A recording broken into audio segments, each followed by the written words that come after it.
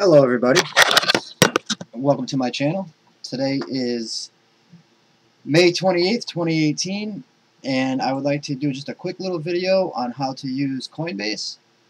In the crypto world, there is really not many places where you can just use USD and just purchase cryptocurrencies. A lot of times you have to purchase purchase other currencies, cryptocurrencies, using Bitcoin or using Ethereum or the Litecoin.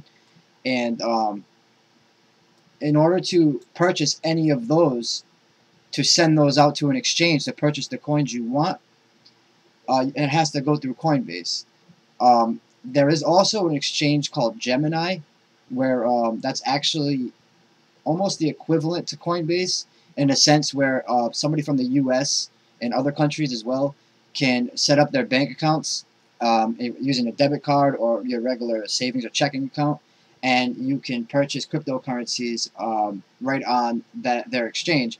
But the problem with these two exchanges is they don't have many cryptocurrencies. So as far as purchasing something like Neo or Dash, any of those type of cryptocurrencies that are actually really good currencies, you're going to have to purchase Bitcoin or Ethereum or Litecoin first on one of these exchanges, and then send it over to the other exchange that are paired up with whatever coin that you buy off of Coinbase or Gemini, and then purchase the coins that you desire. So there's a little bit of a hassle there, but once you grasp it, it's really the concept. Once you grasp the concept, it's fairly easy. Anybody can really do it.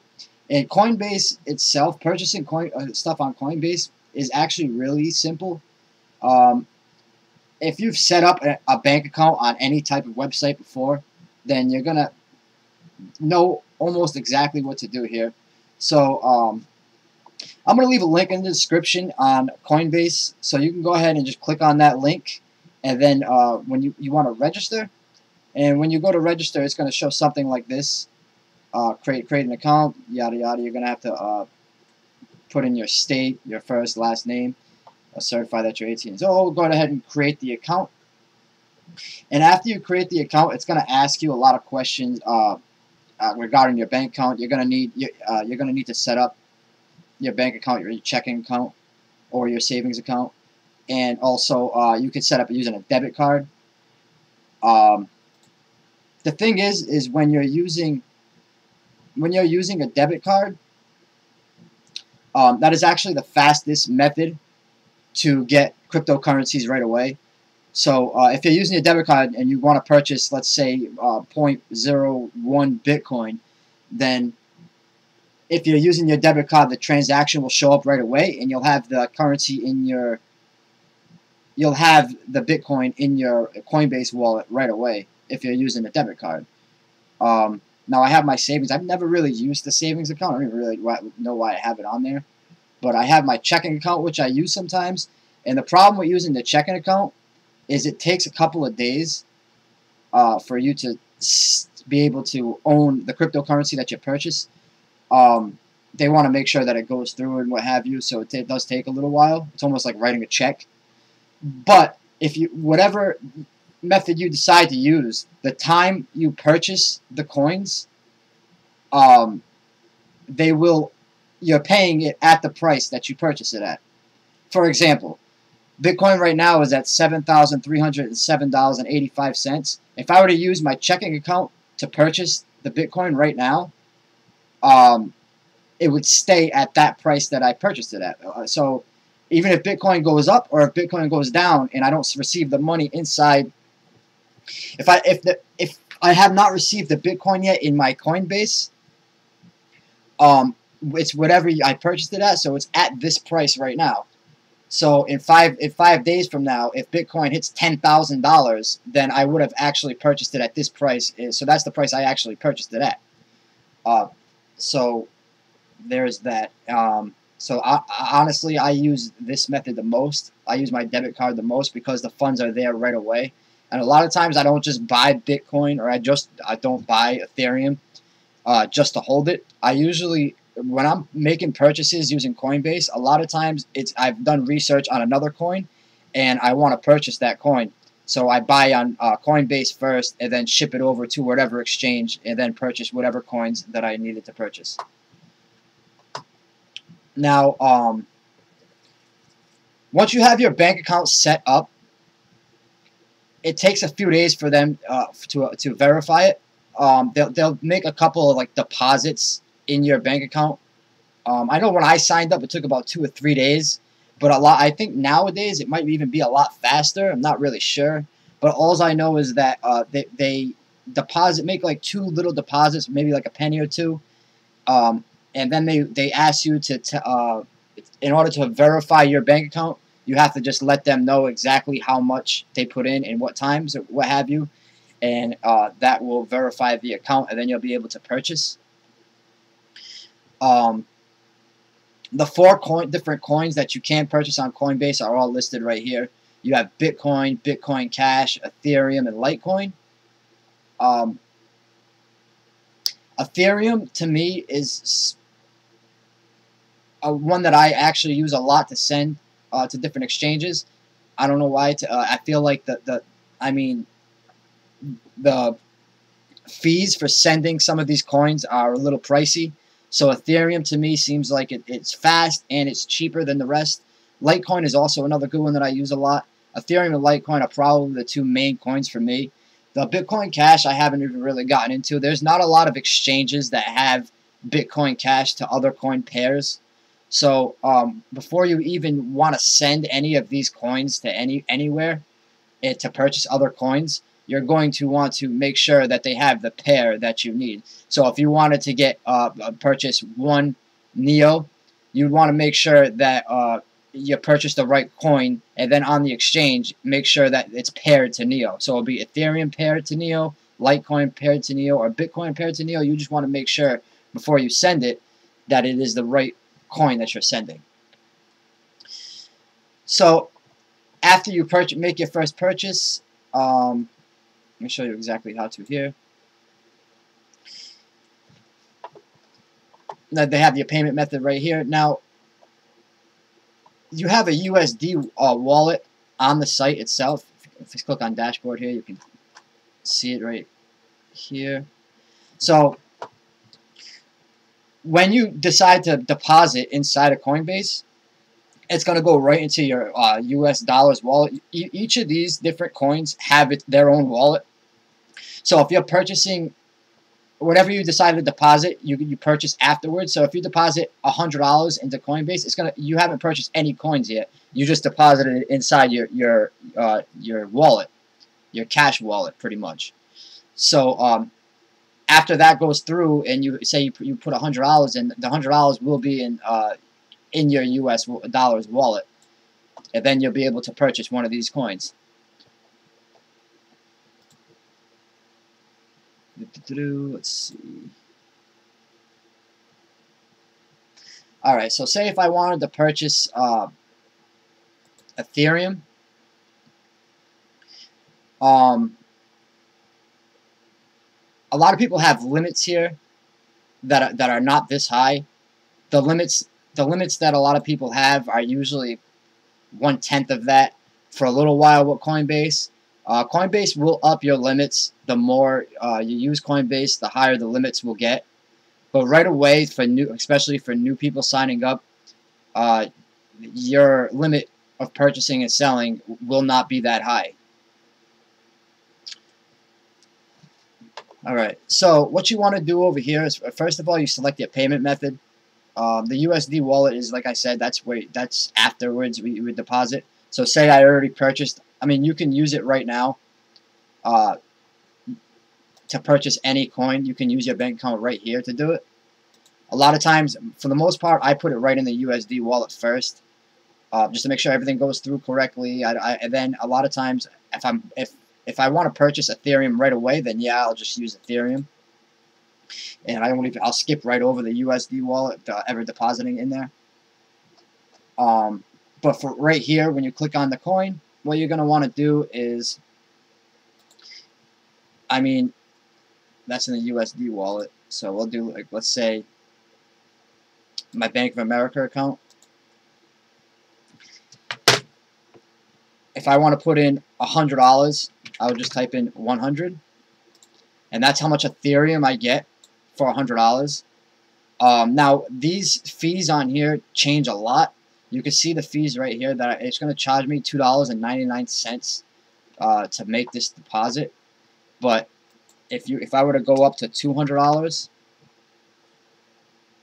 I mean the fee doesn't really even change that much when it does. I mean right here it obviously doesn't show that it changes. But a lot of times with Coinbase you got to be careful because you'll get like maybe 15-20 cent little transaction fees here and there, and you're not really sure where they came from because it only said that it was $2.99 fee. But when you're sending and you're selling, it costs money on the blockchain for them. It costs Ethereum on the blockchain.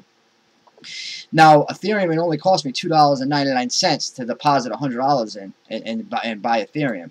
Now if we went over to Bitcoin and we purchased $100 worth of Bitcoin, it's the same thing. We tried $200. Same thing. So they actually updated it since the last time I even used it to purchase. Before it was on here, it would cost more for every. Like if I would have purchased $100, $200 would actually cost more than $100 in fees for me to even get the Bitcoin. So that's good that they updated that. I still kind of am a little shaky with ever trusting Coinbase 100%, just for the simple fact that they have taken fees out of my bank account.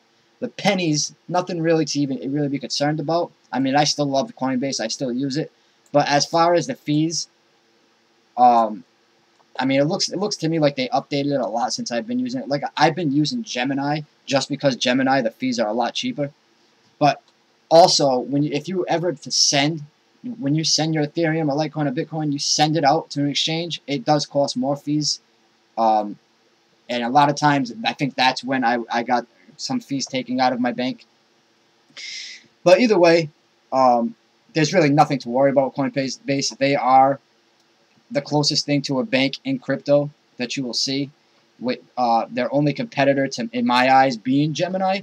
The problem with Gemini is it's tough to get on that exchange to begin with, because I mean, I've heard sometimes it takes 3 months for them to even be approved to trade on there. It took me I want to say it took me 2 weeks. It was like 15 days or something from my original sign up, and then I was able to purchase on there. And it is a little bit more difficult to purchase on there as well.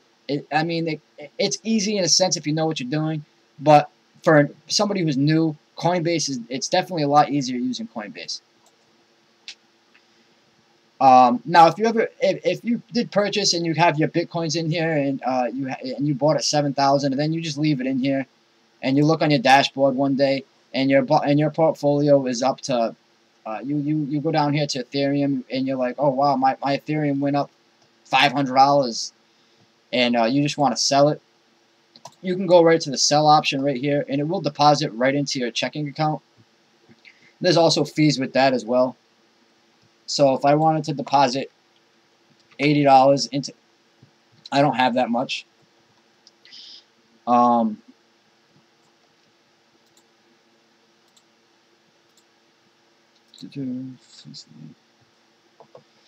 the fees are still there for $2.99.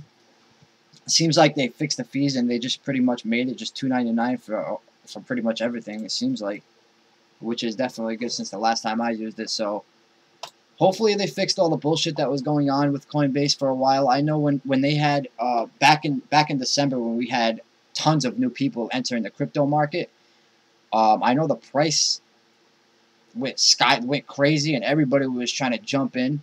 And really the only way they could purchase, anybody even knew how to purchase, was using Coinbase. And I know they received a lot of flack because they really they could not keep up with the demand. And any problems that went wrong, it was just kind of very chaotic. I'd like to say very chaotic, because anything that went wrong, and you opened up a ticket, and you wanted to open up a ticket to the support team at Coinbase, you'd be placed on kind of like back order, and a lot of people weren't even seeing any type of support for a while. It took a long time, but I think it seems to me since then they're kind of a lot more prepared. And it seems like they're actually I know they've hired more people. They've seen, like I said, they received a lot of flack on Facebook, and but I've never had a problem with Coinbase in general. They've never done me wrong, and I've actually had support tickets open with them, and they have gotten back to me. When I withdrew from Coinbase, I withdrew thousands of dollars from Coinbase and put it right into my bank account. It did not take very long. It took a few days. I know a lot of people said they were having problems with that, but for me, it was never an issue. Gemini, to me, was a little bit faster with the withdrawal, but like I said, with Gemini, to me, is my go-to exchange.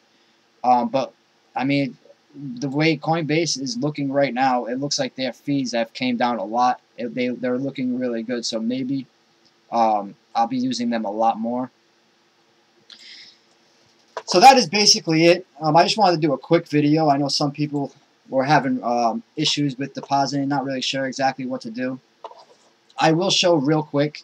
If you want to send, like if I want to send my Ethereum, I would click send if I want to send to an exchange.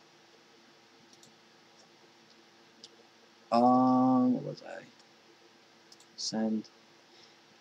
What you would do is you would copy your Ethereum wallet address from whatever exchange. So say it was say you're using Binance, and you wanted to deposit onto Binance, you would copy your deposit address from Binance and paste it right into here.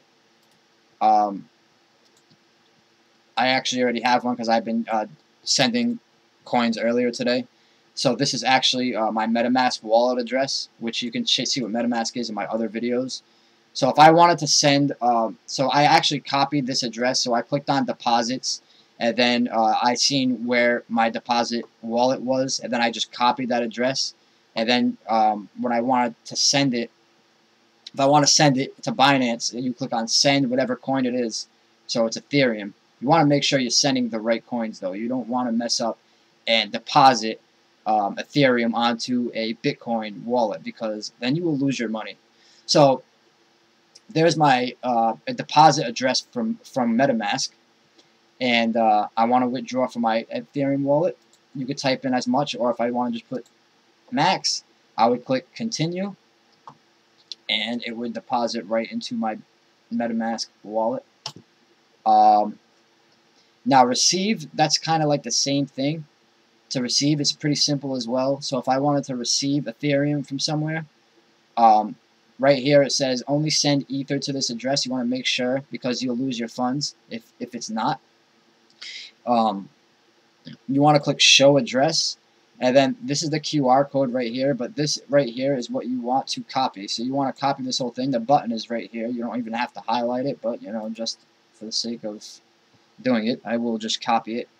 And I have the address copied to my clipboard, and I would paste it right into the withdrawal from the exchange.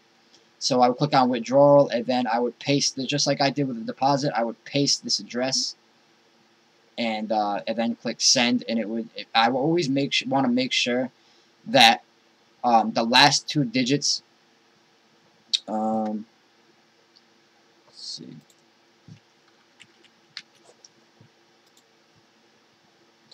I always want to make sure that the first 3 digits or 4 digits and the last 3 or 4 digits match. So this was my wallet for Coinbase, so I'd want to make sure I'd look at it, and then I would go back to it and just double check and make sure the last 4 digits, okay, they're the same, and then I would make sure that every single time.